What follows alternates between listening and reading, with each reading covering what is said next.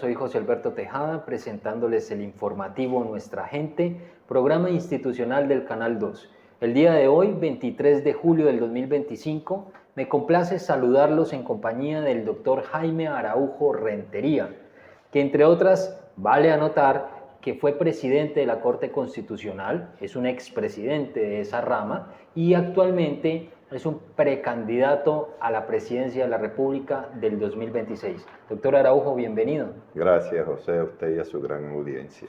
Gracias por aceptar este espacio. La idea de hoy, doctor Araujo, cumpliendo nuestro compromiso pedagógico, informativo, de cara a nuestra teleaudiencia y nuestros televidentes, es importante siempre enmarcarnos en la información veraz y la pedagogía. Y hemos visto en el último escenario que no paran, digamos, las revoluciones de la coyuntura política, social, económica, de salud, de pensiones, etcétera. En todos los niveles tenemos una tensión. Y esa tensión, de alguna manera, crea necesidades de expectativa, de esperanza, de cara a lo que se viene para el 2026. Y ahí es cuando entra a jugar el electorado, las posibilidades desde el escenario político electoral. Usted hoy está en esa afrenta, donde empiezan los partidos que hoy tienen un rol político en ejercicio a tirar sus cartas. Y ya vemos que hay unos candidatos o precandidatos al interior de los partidos para hacerse medir y poder identificar con quién van de cara al electorado. Usted viene independiente. Usted viene de alguna manera mostrándose completamente aislado de cualquier tipo de tradición política en ejercicio. Hay algo que hay que destacar dentro de esto, que yo lo decía detrás de cámaras a usted, doctor. Su trayectoria no ha sido en la política electoral, su trayectoria ha sido en la institucionalidad. Y desde la institucionalidad juega un valor la innovación. Porque yo le decía, los colombianos estamos ávidos y necesitados en este propósito de cambio que espera Colombia, encontrar nuevas caras, nuevas representaciones que de alguna manera nos brinden esa tranquilidad de que estamos sincronizados a una propuesta de cambio. ¿Usted comparte la apreciación de que usted puede ser esa representación de una nueva cara esperanzadora para el futuro del país? Claro que sí, José. Nosotros, es cierto, somos nuevos en política, pero no se le olvide lo siguiente. Yo he trabajado toda mi vida en derecho público. Y el derecho público es el derecho del Estado, el derecho de las formas de gobierno, el derecho de los partidos, el derecho de las organizaciones sociales. Entonces, desde el punto de vista de mi formación, no hay duda que la política, no la politiquería, ha hecho parte de mi formación. Pero además, como usted lo señalaba, desde el punto de vista de nuestro recorrido histórico, que ha sido, es cierto, como usted lo señala, en defensa de los derechos desde las instituciones, porque la Corte Constitucional, para bien o para mal, ha sido en Colombia la institución por la cual han pasado los grandes temas del país. Aquí en Colombia hay una paradoja. El gran escenario político debería ser el Congreso y, lógicamente, el presidente. Pero los problemas vitales de Colombia no se han resuelto en esos escenarios, por cualquier razón, a veces por miedo, a veces para no perder electores. Los problemas vitales de Colombia han sido estos, los derechos de las mujeres, por ejemplo. Si las mujeres que han sido violadas pueden o no decidir sobre su cuerpo. Ese tema no se resolvió ni por el presidente de turno, Uribe, que se opuso a ese derecho de las mujeres, ni por el Congreso. ¿Por qué? Porque los congresistas le tienen miedo a las consecuencias políticas, sobre todo de los grupos religiosos que no comparten eso. El tema de la vivienda de los colombianos. José, mire usted, la vivienda es un derecho que está pendiente tanto en el capitalismo como en el socialismo, porque ninguno de los dos logró darle vivienda a todos los sectores populares. Ese tema de la vivienda en Colombia, a la clase media, personas como usted y como yo, el sistema financiero les quitó 1.600.000 viviendas. Y esa es la derrota de una vida, porque ¿Cómo adquirimos la vivienda? La vivienda, el padre que trabaja pone una parte, la madre también, el hijo mayor, y después de pagar 10, 12 años, le decía el sector financiero a ese que le había prestado 20 millones que ahora le debía 120 millones de pesos, pero que además ahora la vivienda tampoco era de él. Entonces, esa es la derrota de una familia. Eso lo sabía el gobierno, lo sabían también los congresistas, pero el gobierno y los congresistas reciben financiación de los grupos económicos. Entonces no se atrevían a enfrentarse a esos grupos económicos. Fue la Corte Constitucional la que dijo, no puede seguir este genocidio social de quitarle la vivienda a los colombianos. Eso pasó por nuestras manos. Y de las dos grandes sentencias de la Corte sobre ese tema, yo soy el autor de una de esas sentencias. El mismo tema de los pensionados. Claro que la gente sabía que a los pensionados le pasaba lo que le pasó al abuelo de Gabo, que era que lo mandaban a la casa a esperar una pensión que no llegaba. Y lo sabía el gobierno, y lo sabía el Congreso, José, pero nadie se atrevía a decir lo que dijo Jaime Araújo Rentería. No me saca nadie de su puesto, no le quita el salario a una persona si la persona no entra de una vez a la nómina de pensionado. Para no hablar de otros temas, José, el tema de las víctimas de la violencia. En un país tan violento como el nuestro, llevábamos 200 años sin que las víctimas tuvieran un derecho. No tenían el derecho a la verdad, a la justicia, a la reparación, la garantía de repetición. Y eso lo sabían todos los gobiernos y lo sabían todos los congresos, pero no se atrevieron a darle esos derechos. Nosotros sí dijimos, en el 2001, las víctimas de la violencia tienen esos derechos. Entonces vea usted la paradoja.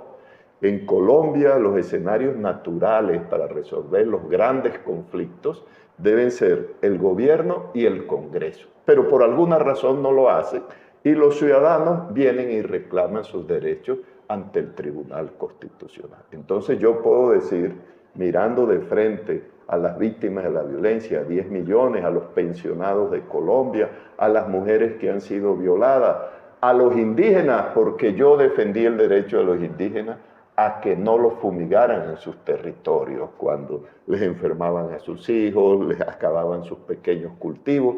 En fin, tenemos la autoridad moral para poderle decir a los colombianos que ya hemos hecho por sus derechos y cuando decimos que vamos a seguir haciendo, nos creen porque en realidad ya hemos colaborado con ellos. Para muchos colombianos, entonces, usted, doctor Araujo, está en el anonimato de muchos logros que ha tenido la Constitución en el escenario de beneficios para el pueblo colombiano. Y gracias por compartírnoslo, porque los colombianos y los televidentes tienen que saber quién ha estado detrás de ese gran logro de derechos fundamentales que han sido violados tradicionalmente, históricamente en este país. Usted dijo dos cosas en su intervención que me llaman la atención. El Congreso de la República y la Presidencia o el Ejecutivo son los responsables de alguna manera de empujar a que este tipo de condiciones se logren en beneficio del pueblo, pero la rama constitucional termina por hacer el ejercicio de cuando ellos, por miedo o por intereses comprados, que usted bien lo señaló, reciben financiaciones de diferentes sectores que los obligan a callar o a desviar las intenciones o los objetivos que espera el pueblo. El miedo es una realidad fundamental que se ha pretendido infundar históricamente en el país. Pues lo estamos viendo hoy en el caso más emblemático y tenemos, no por elogiar al expresidente Álvaro Uribe, que se encuentra hoy sentado en un banquillo esperando una condena o una sentencia que esperamos no afecten las presiones que ya hoy, mediáticamente de diferentes sectores, porque ya los medios de comunicación empiezan a hacer un empuje a querer limpiar la imagen de alguien que tiene unas pruebas fácticas que lo convierten en un responsable de esos delitos, pero también aparecen diferentes juristas, diferentes personalidades de ramas constitucionales y desde el Consejo de Estado a hacer opiniones generando una presión. Todo ese camino de miedo lleva a algo que el país grita y es que la impunidad deje de existir en Colombia como un paisaje, porque para los ciudadanos de a pie La impunidad es una realidad. Ante los delitos que comete otro ciudadano, la impunidad también prevalece allí, porque los fiscales, los jueces se dejan comprar, porque hay diferentes sectores que meten las manos a los procesos y no avanzan en derecho. Pero lo vemos al otro nivel y vemos expresidentes, vemos congresistas, vemos condenados que siguen teniendo las manos metidas en el Congreso de la República. Ahí está el caso de Emilio Tapia, que vemos cómo su pareja actualmente ahora toma la presidencia de la Comisión Tercera, que es una ironía en un país que está buscando una esperanza de cambio, pero vimos y leímos que usted está promoviendo, usted se ha convertido en un protagonista de esas innovaciones, de esas acciones de contundencia, que usted está promoviendo que exista la conformación de un colectivo, de un tribunal especial para la impunidad o en contra de la impunidad. Quiero que nos cuente un poco de esa propuesta. José, gracias por la pregunta. Esto obedece al fenómeno que usted acaba de señalar. En una sociedad, el último dique que puede haber son los jueces. En una sociedad, lo que espera la gente es que nos portemos bien como ciudadanos. Pero si eso no funciona, la gente espera que funcionen los organismos de control, Procuraduría, Contraloría. Pero si eso no funciona, el último dique es la justicia. Y lógicamente hay una justicia, toda la justicia que los ciudadanos la quieren pronta y una justicia que en materia penal es la más grave porque es el gran poder del derecho, el gran poder de acusar. Es la justicia penal que se supone que protege los valores más fundamentales. Y eso tiene una escala de valores también. El derecho está construido sobre una escala de valores. Entonces, el bien jurídico más importante, ¿cuál es? La vida. Claro. Porque usted sin vida no puede hablar, no podemos estar conversando aquí, usted no tiene libertad de locomoción, de reunión. Como es el valor más importante y presupuesto de otro, pues el delito más grave es el homicidio. Y ahí vamos en grados de responsabilidad. Pero eso también existe en relación con la organización social. Quien tiene más poder debería tener mayor responsabilidad y no al revés. Nosotros nos hemos acostumbrado que precisamente el más poderoso es el que menos responde. Y eso no está bien en una sociedad. Por eso a nosotros, y lo dijimos claramente y ahora lo reiteramos, consideramos que los más poderosos en Colombia, no siempre, pero casi siempre por regla general, son aquellos que eluden las sanciones más importantes, comenzando por las sanciones penales. Desde ese punto de vista, a eso hay que hacerle un giro. Dicho de otra manera, el que la hace debe pagarla, Claro. por muy poderoso que sea. Entonces, nosotros estamos proponiendo un tribunal, que es un tribunal que juzgue a los más poderosos política y económicamente, porque Colombia vive una paradoja. Si usted ve el proceso, por ejemplo, de Sudáfrica, cuando hubo todo el tema de las víctimas en Sudáfrica contra el apartheid, los primeros que debieron declarar fueron los expresidentes de Sudáfrica.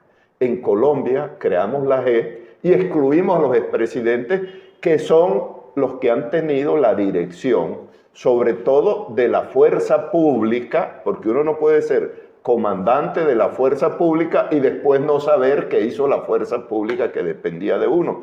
Y los presidentes no responden por todo lo que ha pasado en Colombia. Entonces, nos parece que eso es un absurdo, que hay que corregirlo y que los más poderosos deben responder. Y tal como usted lo señala, el país está a la espera de que haya una decisión sobre un caso difícil que se está tramitando, pero que de todas maneras hay que reconocer que la justicia se atrevió a iniciar un proceso y adoptar y debe adoptar una decisión. Esperemos que esa decisión esté de acuerdo con las pruebas. Quienes hemos visto las pruebas, vemos que hay pruebas. Lógicamente no suplantamos a los jueces, pero cualquiera que sea el resultado, es bueno que los poderosos comiencen a responder en Colombia.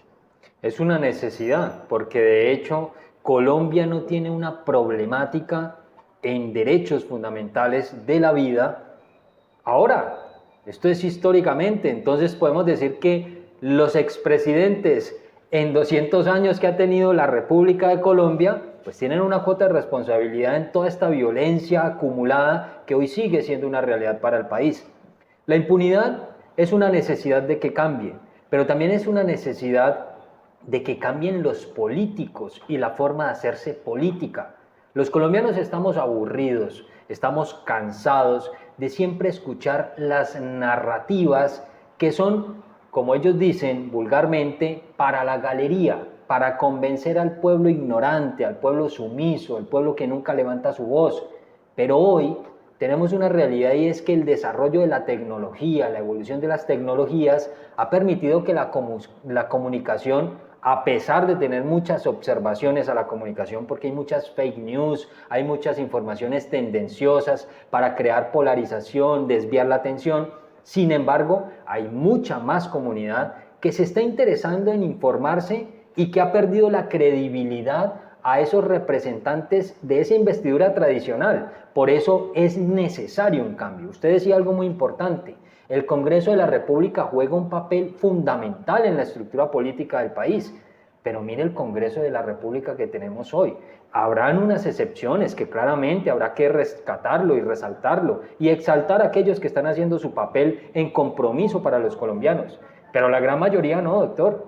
Y todo hay que decirlo, claramente están acomodados a unos intereses de otros y lo juegan sin ningún tipo de vergüenza, sin ningún tipo de inquietud por lo que están generando al pueblo. Lo veíamos en la plenaria del Congreso de la República el 20 de julio, después del discurso del presidente de la República, ese efecto tan vulgar, tan despotricador, tan bajo de capacidad intelectual, de argumentación en el debate político, una réplica donde hay unos ataques sin fundamento, sin cifras, sin sustento, sin soporte, solo en la intención de vibrar en las emociones de un país que está polarizado.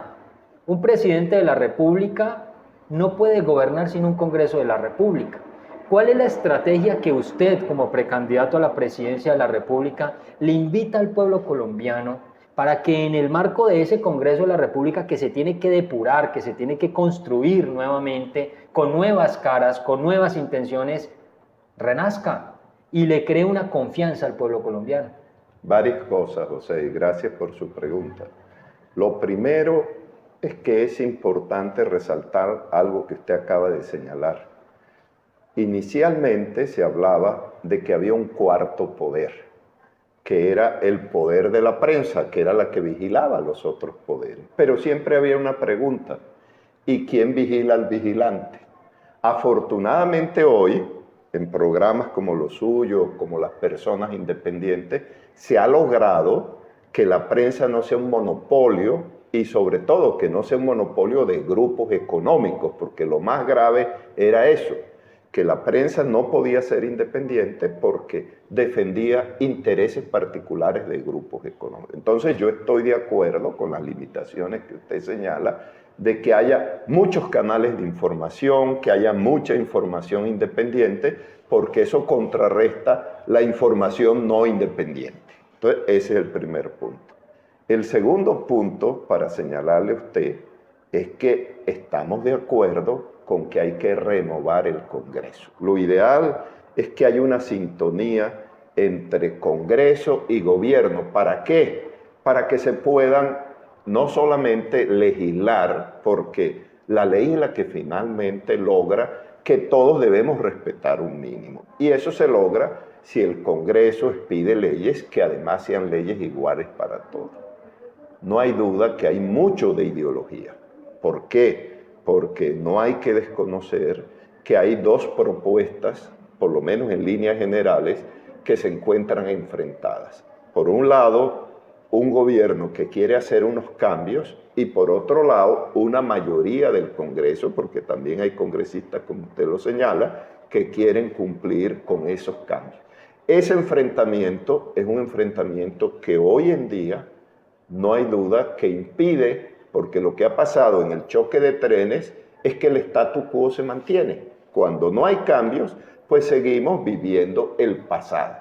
para hacer esos cambios se necesitan varias cosas. La primera es que los colombianos que van a elegir ahora, en marzo, pues elijan en realidad personas con conciencia social, demócratas que quieran ampliar la democracia política y la democracia económica en Colombia. Y cuando hablamos de democracia política y democracia económica, que luchen por la igualdad de derechos, que se amplíe el derecho a la salud, que todos los colombianos puedan tener el derecho a la salud y que la salud no sea un privilegio de grupos minoritarios, de 2 o 3 personas que pueden curar sus enfermedades catastróficas, pero el resto de la gente no. Eso es igual también para la educación. Es necesario universalizar la educación, que todos los colombianos puedan estudiar en todos los niveles, que si usted quiere ser técnico, técnico, pero si quiere ser profesional, profesional, y si después quiere una maestría y un doctorado, la sociedad lo haga, porque la educación es la revolución pacífica. Entonces, atentos, que ahí hay una oportunidad de elegir personas con conciencia social, que se democratice también la economía en Colombia, que haya más campesinos con tierra, que haya más cooperativas para que mucha más gente tenga acceso al crédito. En fin, es importante esta oportunidad de marzo, pero también es importante que se piense en un presidente amigo de los derechos de los colombianos, para evitar precisamente otra vez ese choque. Un presidente como nosotros, que somos amigos de los derechos, pues es más difícil gobernar si no se tiene un Congreso también amigo de los derechos. Doctor Araujo, a usted hemos tenido la oportunidad de escucharle en varios momentos que usted es muy amigo de la democracia directa, que es lo que realmente lo mueve. Y sin embargo, en ese marco, hemos tenido la oportunidad de discutir en su momento sobre la consulta popular y los caminos que esto podrían conducir a una asamblea constituyente. Usted manifestó claramente ser uno de los promotores. Constituyeron desde su comunidad un colectivo que es el promotor de la Asamblea Nacional Constituyente. Ese escenario para muchos colombianos queda no comprensible, porque dicen, a ver, ¿cómo pretendemos ser gobierno si estamos induciendo a que haya una transformación de la Constitución? ¿Podemos explicarle eso a los televidentes? Sí, o sea, tiene usted razón en esto. Nosotros somos amigos de la Constituyente por varias razones, porque creemos que hay que rediseñar el Estado, somos amigos del Estado federal, somos amigos de la reforma política, somos amigos de la reforma de la justicia, somos amigos de la reforma agraria, de la reforma financiera, en fin, de una serie de cosas que hay. Porque además, parte de lo que hay que reformar es precisamente esos mecanismos de participación, porque el absurdo que tenemos hoy es que, en teoría, la Constitución la hace un poder que se llama el poder constituyente, que a su vez es el soberano, para que nos entendamos, o sea, es el máximo poder político existente en una sociedad. Y hoy somos los gobernados, no es como en la sociedad feudal, donde el rey era el soberano, el gobernante, y los otros solo obedecíamos.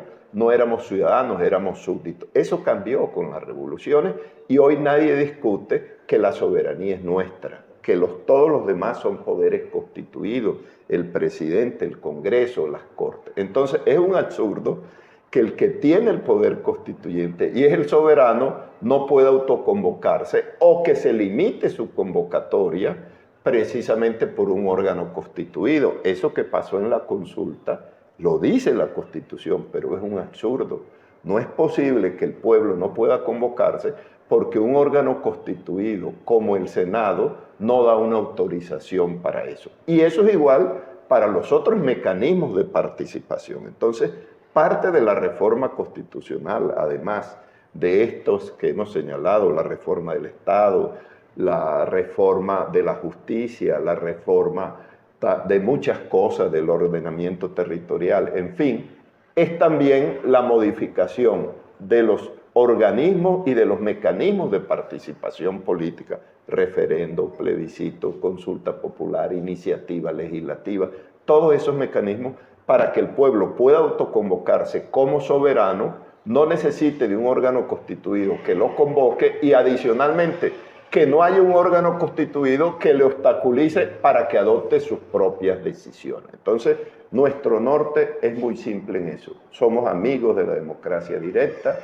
El pueblo como soberano debe poder autoconvocarse y no necesitar, y mucho menos, ser obstaculizado por un órgano constituido en cualquiera de las manifestaciones, bien que se trate de plebiscitos, de referendos, de consulta popular y de la propia Asamblea Constituyente. Lo confesamos, somos amigos de la democracia directa.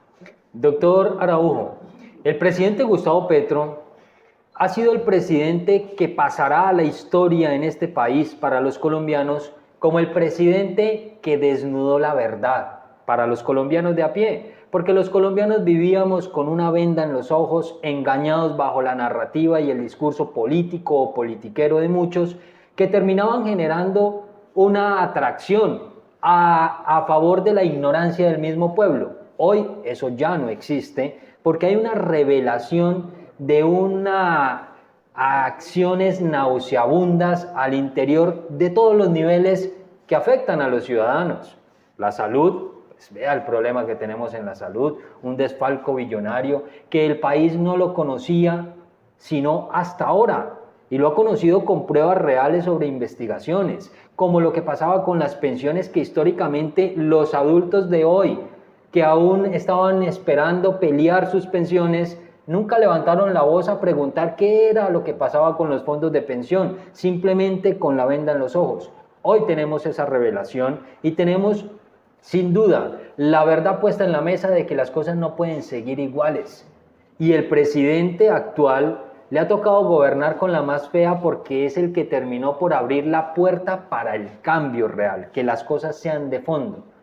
Su afinidad a ese ejercicio político de transformación, entendiendo que lo que se ha hecho en este escenario político es luchar contra todo lo que está mal. Por eso, una de las grandes motivaciones del pueblo colombiano es: vamos a revolucionar para que esto tenga una asamblea constituyente, porque no hay otra forma de que las cosas cambien. Pues lo vemos hoy, que en este último periodo legislativo que le corresponde al presidente del Senado, que ahora es un miembro del partido de la U, la gobernadora Dilian Francisca toma un lugar protagónico en ese escenario del Senado de la República, advierte ya hundir la reforma tributaria que ni siquiera ha leído.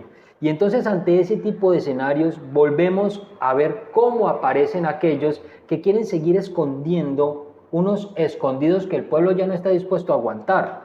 Usted, ante esas revelaciones y ante esas propuestas de cambio, ¿tiene afinidad política? Mire, José, nosotros hemos sido amigos de los cambios y de muchos temas desde muchos tiempos atrás. Por ejemplo, para poner un tema de actualidad, el tema de la constituyente.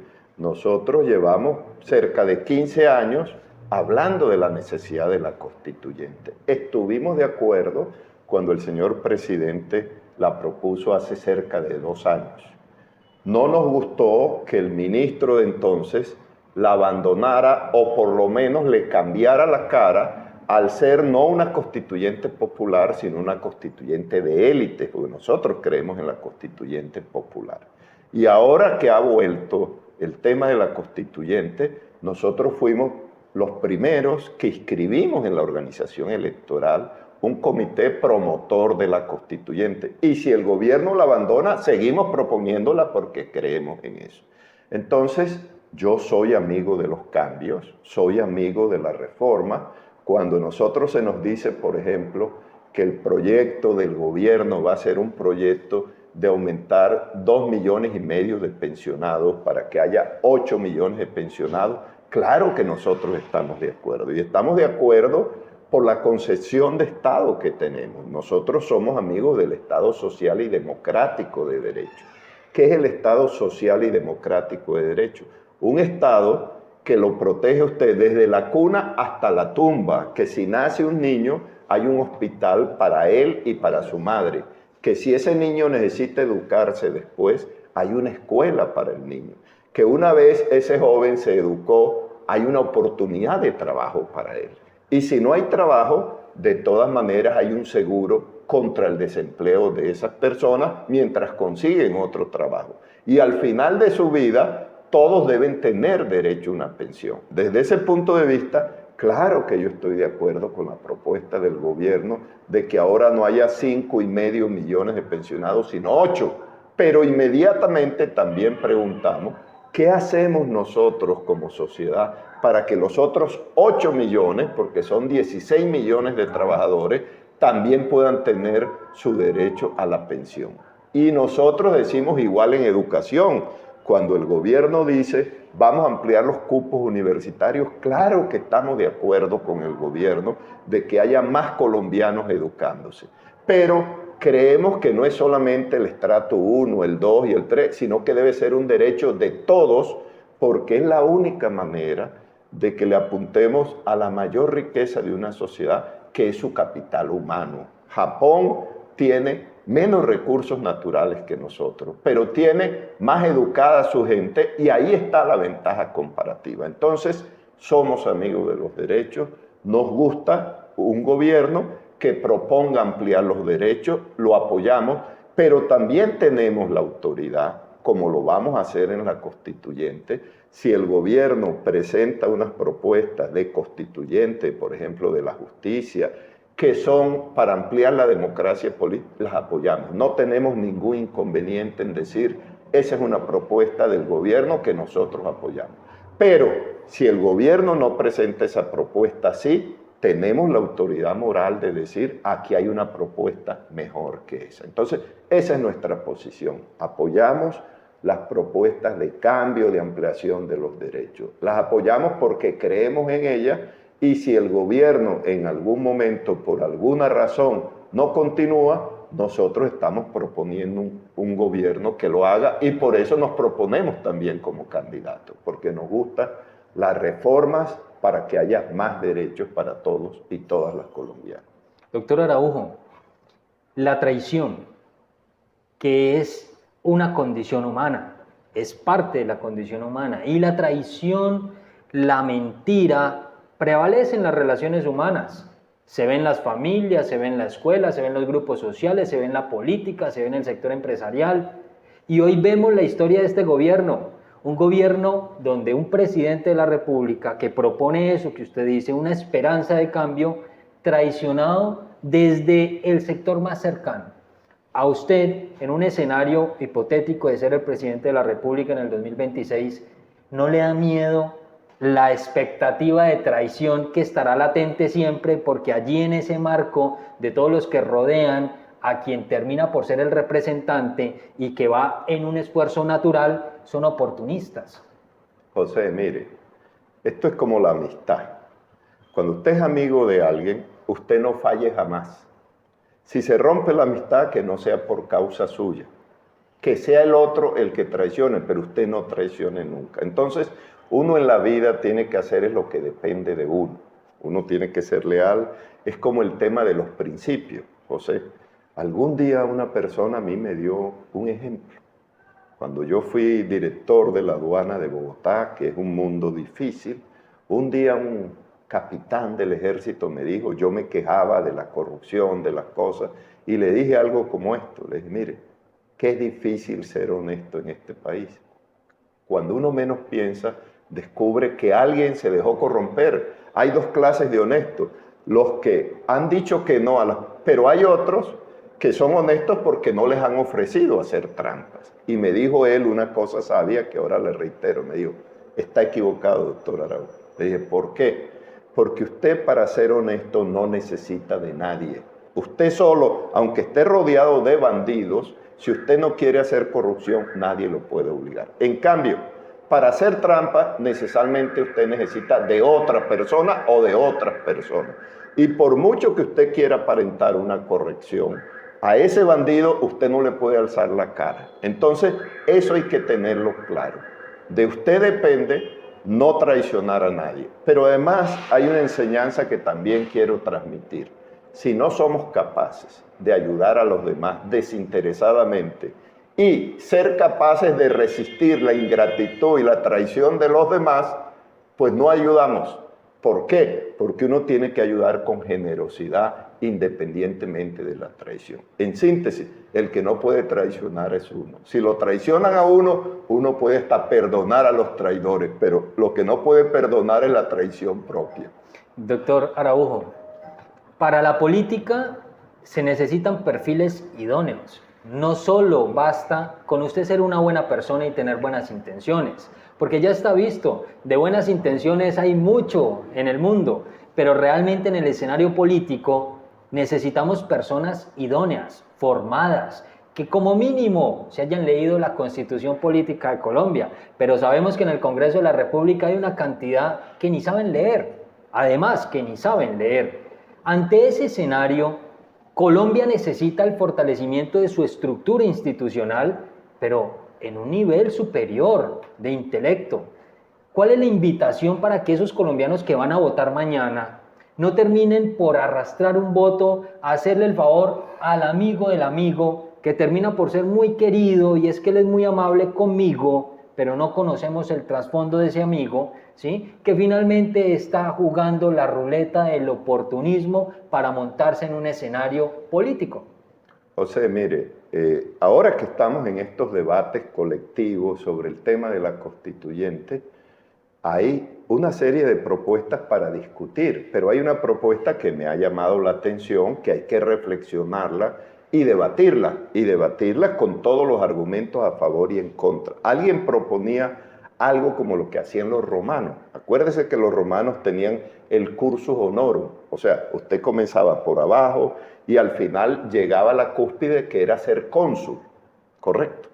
Y dentro de ese escenario, pues no hay duda que hay distintos grados. Me explico, una cosa es el Consejo, otra la Asamblea, otra el Congreso de la República. Y hay gente que con buen sentido dice, está bien que a nivel de Consejo Municipal, de pronto una persona, por su juventud, por su falta de experiencia, llegue a ser concejal. Pero lo que no es posible es que en el Congreso de la República, quienes van a hacer las leyes, estén personas sin formación de toda naturaleza, sin formación moral, sin formación profesional. Entonces hay gente que con buen sentido dice, debe haber un requisito mínimo para poder ser congresista, por lo menos que esa persona tenga una profesión y una profesión clara. Ahí hay un tema para discutir. Lo otro es que nuestra democracia se bloquea porque mucha gente se perpetúa en los puestos. Hemos tenido senadores de 50 años, hemos tenido senadores de 40 y pico de años. Entonces, hay una propuesta también para discutir donde la gente dice, haga el curso, pero no se perpetúe en un cargo. ¿Me explico? Usted hoy es concejal, mañana es diputado y después congresista, pero no se puede pasar en el Congreso. ¿Por qué? Porque eso impide que personas jóvenes como usted también accedan a esos honores. Y si la democracia es del supuesto de que todos somos iguales, ¿por qué unos tipos se perpetúan en el poder y no les dan oportunidad a otros? Entonces, coincido con usted que se necesita, además de la ambición política, una formación mínima para ir a ciertos cargos. Y el otro tema es el tema de si logramos que haya movilidad política también. Yo, en principio, estoy de acuerdo con que debe haber movilidad política, nuevas ideas y nuevas personas. Muy bien, eso de las nuevas personas es fundamental, pero vemos también cómo el tema de las juventudes, ahora al ministro del Interior se le ha frenado su propuesta. Entonces vemos que es un país que sigue metiendo el palo en la rueda, guardamos la esperanza de que eso mañana tenga una oportunidad de cambio. Quiero que cerremos esta última parte, doctor Araujo, donde yo le pongo un tema y usted simplemente me va a sintetizar lo que espera que pase en un hipotético escenario como presidente. La salud. Hay que dar salud universal para todos. Educación. También son dos derechos que hay que universalizar. Educación para todos los colombianos en todos los niveles. Empresa y economía. Yo creo, José, y lo digo con mayor respeto, que aquí nos toca hacer lo que hicieron países como los países escandinavos, como Suecia, como Noruega, que son países de altos niveles de economía y de desarrollo social porque se tomaron en serio. Entonces, tenemos que tomarnos en serio todo. los trabajadores, los sindicatos, los empresarios que de verdad tengan conciencia social y el propio gobierno para hacer un gran pacto por el desarrollo y por los derechos, donde todos pongamos, pero todos ganemos también. Desarrollo rural y el campesinado del país. Hay que darle tierra. Yo creo que la tierra en Colombia tiene un modelo feudal y un sistema capitalista. Necesita también un campo con visión capitalista, para no hablar de socialismo. Medio ambiente. Hay que protegerlo. Mire usted, uno de los libros, José, que fue pionero en el tema del medio ambiente fue el famoso libro de Gaia. ¿Cuál es la gran conclusión de ese de los primeros libros? Es que la Tierra tiene hoy en día 4.500 millones de años, pero va a durar otros 4.500 millones de años antes de que explote el Sol y se mueran todos estos planetas, incluida la Tierra. ¿Qué quiere decir eso? Eso lo que quiere decir es que el hombre necesita la tierra para vivir y por eso tenemos que cuidar la madre, la naturaleza. La tierra no nos necesita a nosotros, porque aún sin hombre, la tierra puede durar 4.500 millones de años más. Entonces tenemos que cuidar la tierra, no solo por la tierra, sino porque nosotros, si queremos existir, necesitamos cuidarla, porque la tierra no necesita de los hombres, pero los hombres sí necesitamos de la madre tierra. Amables televidentes, hemos llegado al final de este programa. Esperamos cumplir con nuestro compromiso informativo y pedagógico de cara a las coyunturas y al escenario futuro que enfrentaremos en el 2026. Con ustedes el doctor Jaime Araujo Rentería, precandidato a la presidencia de la República del 2026. Muchas gracias por participar en este programa y siempre bienvenido, doctor Araujo. Gracias, José. Gracias a su gran audiencia que siempre nos ha recibido con aprecio y lo agradecemos.